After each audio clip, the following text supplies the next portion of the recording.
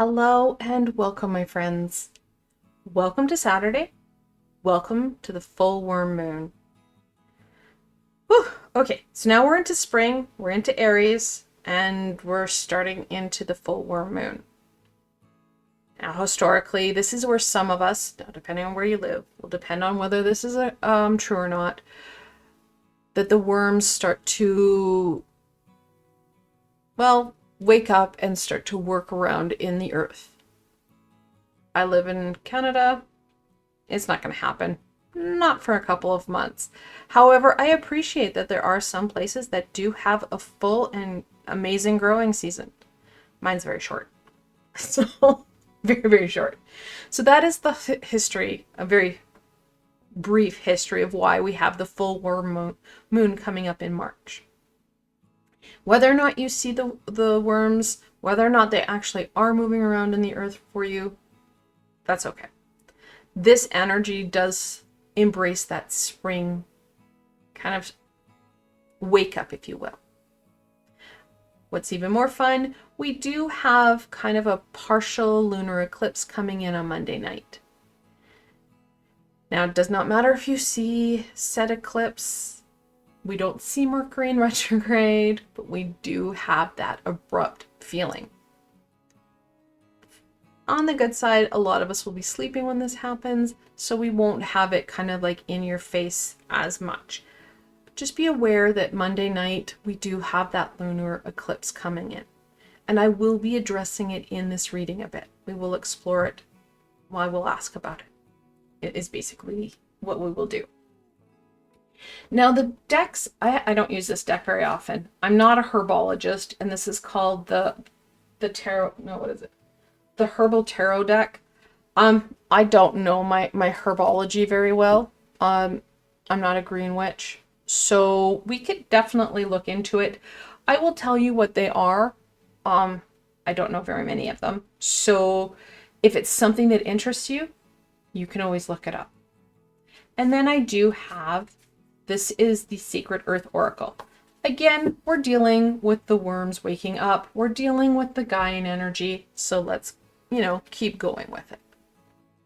Now, let's look at this. Let's look at what the full worm moon is going to bring for my friends. Now, do I think this is going to be a different reading or energy to what Aries brought in on Thursday? Not really, no. Do I think that it's going to support us in working with Aries? Absolutely. Just because of kind of that shift that we're having with the spring equinox. This is the Queen of Pentacles. I have heard of this just because I love the fact it's called marshmallow. I do not really know what it's used for. If people want to comment below, if you know what they're used for, you can let everybody know. I don't know, but it makes me happy. Temperance, echinacea. This one I know. When you're not feeling well, this is a fantastic thing to bring the flower. It helps with making you feel better. It works with your immune system. Again, I'm probably really off on, well, not really off, but I'm probably missing a lot of it. The Knight of Pentacles. I can't even say that. Campaign? Said it wrong. It looks kind of like a dandelion, but again, I'm not herbologist. Not a herbologist. The Ace of Cups. Lotus. Okay, I know about the lotus flower.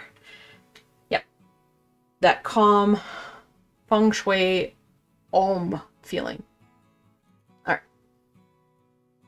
So we have some pretty grounded energies here. Right? We've got the Knight of Pentacles. We have the Queen of Pentacles. Sun and Mother combo. This is the Mother Earth energy. This is the Knight that's steadfast, that works on that home front.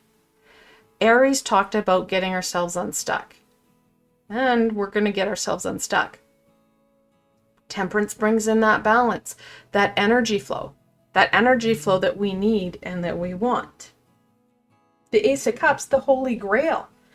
Feeling calm, feeling more empowered, embracing that cup, that life-giving cup. These things are going to support us over the next 5 days, because we'll start to feel that worm energy come in today, and then it's with us till Wednesday.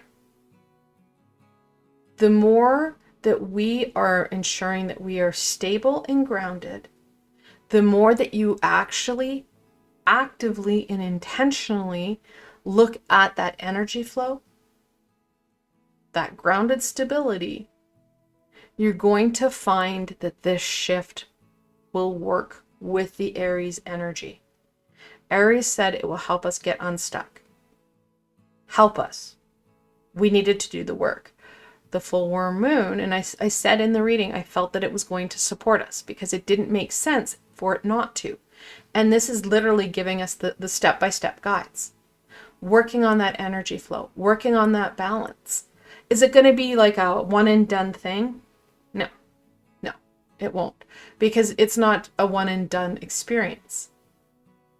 We need to keep checking in. Where are we at? How are we feeling? What do we need to release so that we can embrace that Holy Grail, so that we start to feel better on the inside? I've got tons of meditations, tons of healings on this channel that can help start to degunk the cup that we have within ourselves. And that's very much what it feels like, that we have this little cup on the inside, and it holds all the energy that we have to get things done, to feel connected, just to deal with life in general. A lot of us have kind of a gunky sludge. Think of it like on a pond where you have that really gunky kind of buildup that we need to get rid of. That is going to support us over the next 5 days. It's going to get a deeper and fuller energy flow, if you will. And that energy flow is going to be important. So you're going to have to do some, and I know that it said not to do a lot of reflection in the Aries reading, but you are going to have to check in. What's going to help? What release would help the most? That's not deep. It's not like we're going to go into deep dive, into a deep meditation to figure that out. No, what comes to your head right away? Listen to that. And then start to work on it. And then if something more comes in, guess what? That's exactly where you need to roll. Be open to shifting your energies internally. The full worm moon is helping you to strengthen the foundations within. So no matter what happens as the year goes forward, as you go forward, you're going to feel better. You're going to feel stronger. You're going to have more energy to play with, to have. And that's really important. A lot of us feel really sluggish and really kind of, I just can't. I just need to get through the day. And we need to have more energy reserve, a stronger energy reserve, so we don't feel so just done. We want to make sure that we're enjoying this time, that we're getting the work that we want and need done, so that it's not just building up on us. So we're not waiting for a tower to come in and zap us, so that we no longer have that right of free will. Look at that. Listen, about 2.3 seconds ago, I don't know how long ago, I said listen to that inner self, that higher self. What is it that you need right now to support you in getting unstuck? That's what you need to be focused on, helping to clear out that cup.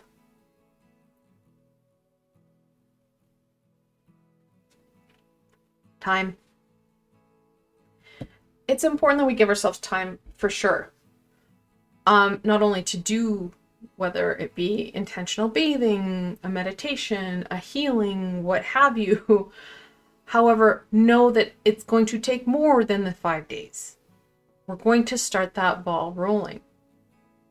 Because as much as we want to clear the entire cup out, we can't. It's a complex, multi-layered occurrence, or occurrences that have happened. And it's going to take some time. We're going to have to clear out some. Then we'll have to take a break because it gets really overwhelming. The one thing you want to do is make sure you're not triggering yourself. If those things start to flood back, you need to stop what you're doing and you need to redirect your energy, yourself, your thought patterns. Re-traumatizing yourself will not help. But taking care of yourself through that release. And like I said, intentional bathing, super game changer, because you're not having to focus in on, yeah, well, 2 years ago this happened, last week this happened. No, we don't need to go through that situation. It's more about, okay, I'm going to take my shower or my bath, and I'm going to ask any and all high vibrational beings to support me in clearing out this cup, support me in feeling stronger on the inside and on the out. And then take your shower, take your bath. Be open to that shift. You ask for the help, they will step in, especially if you add in for my greatest and most positive good. Anytime you call in the high vibration, they're not going to hurt you in any way. And that's the difference. High vibration stays high vibration. And you can't fake vibration. If you said high vibrational beings, a low vibrational being can't go in and go, no, really, I'm high. That's not how that rolls. There's safety guards in place and stuff. That goes to the right of free will. All right, let's look at this lunar eclipse because it is part of the full moon. Like I said before, you may not be able to see it. However, you will be able to feel it, similar to Mercury in retrograde. Most of us don't ever look through a telescope to see Mercury appearing to go backwards. However, we can freaking feel it. So please be aware of that. We don't always have to see it for it to impact us. Oh yeah, the 10 of Swords. And this one is Emperor? I won't lie, my dyslexia sees the script and some of the letters start to swirl together. 10 of Swords. Yeah, we're going to feel it as a collective. Now, do we have the ability to shift some of this? Yes. Especially if we use our tools. So intentional bathing, our crystals, our meditations, and our healings. And intentional sleeping, guys. Like I said, a lot of us are going to be asleep when this happens. So ask the high vibrational beings to remove what they can. And the high vibrational beings, like I said, are going to keep it high vibration. They're going to take stuff that they know is holding you back, but they can easily remove. And a lot of times they can get a little bit deeper because you're sleeping. Your ego isn't in play. The Page of Wands. And this one is Shepherd's Purse. I've heard of it, no idea. But it is in reversal. Many of us are going to want to run away. Flee, flee. No, don't. Please don't. We do want to make sure that we are being present. Like I said, that we're not re-triggering ourselves or re-traumatizing ourselves. We don't want to go back that far. We don't want to go to that hurt area. Not experiencing it again. That's a no-go. We do want to look at things in a different perspective, trying things in a different way, so that page will help. However, that wand, we just need to slow things down. Fast and furious will not work.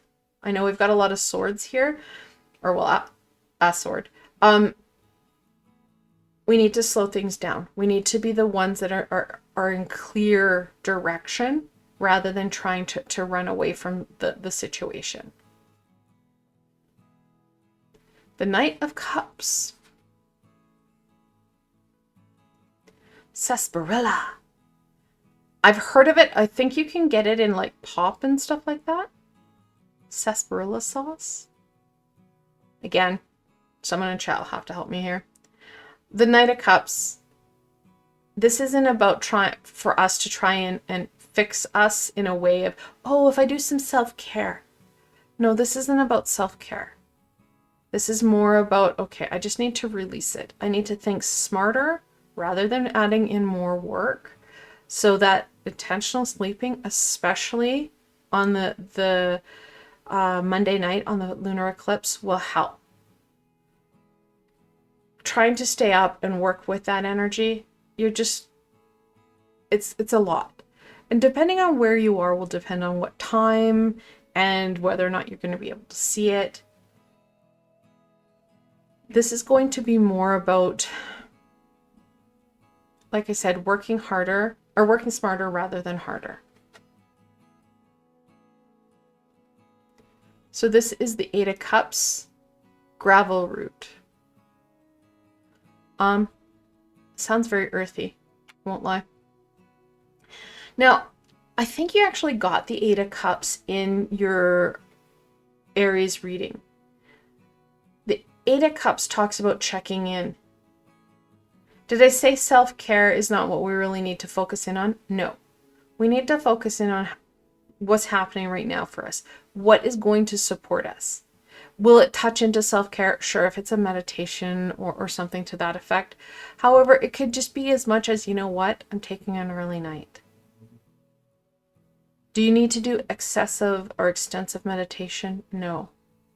Quick check-in. Where are you at and what do you need? What is going to support you in releasing that? So things that you can add in, especially that night, something like labradorite that helps. It's a guardian grounding crystal, really speaks to the full war moon energy, and then also is a protective crystal. It's a guardian crystal. Moonstone. These two will work really well together. We've got the balance here, and then we also have that lunar energy, that clearing energy. Both will be helpful when it comes to working with trying to release and take care of yourself during the full moon on that eclipse. You could add in something like amethyst. You could just add in like even an essential oil. Think about what's going to bring you that calm, that peace, that's going to stabilize you so you can do this work rather than adding in a lot of extra or adding in more barriers or challenges because it has to be this way or I have to do this. Like I've said so many more times in this session, work smarter rather than harder. Work with these energies so that you are working with areas, so you are clearing things out and getting yourself unstuck. I want to thank you guys so very much for joining me for the full worm moon reading. And I hope that this helped you to step into the next 5 days, empowering you to not necessarily take control, but to literally grab hold of that holy grail and have a deeper, fuller cup. And like always, my friends, if you enjoyed this session, please give it a thumbs up and let me know what you thought. And if you have any wisdom or guidance on herbology, please leave it below. This is not my area of remit. And if you guys haven't done so already, please remember to subscribe and hit that bell so you don't miss any videos that I post, as I have healings posted every week and readings throughout the month. And if you're looking for an added layer of support, I do have a Ko-fi and Patreon page. I've provided links below, so you can go check it out. Again, I want to thank you so very much for joining me today and exploring the full worm moon. Until tomorrow, my friends.